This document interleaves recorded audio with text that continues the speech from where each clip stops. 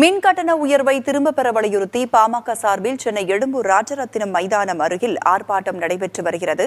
அதில் அன்புமணி ராமதாஸ் பேசி வருகிறார். அதன் நேரலையை பார்க்கலாம். எங்க தெரியுமா பிரச்சனை வந்திருக்கு? அரசு துறையில மின் உற்பத்தி இவர்கள் அதான் நிறுத்திட்டாங்க. ஏன் நிறுத்தினாங்க தெரியுமா?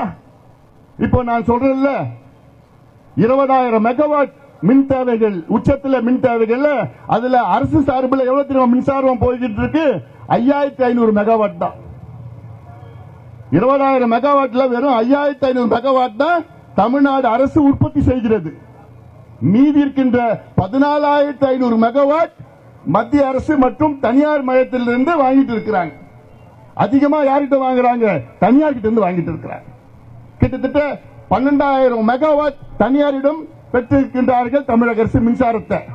தனியார் கிட்ட பெறாங்கன்னா என்ன காரணம் தெரியல? என்ன காரணம்?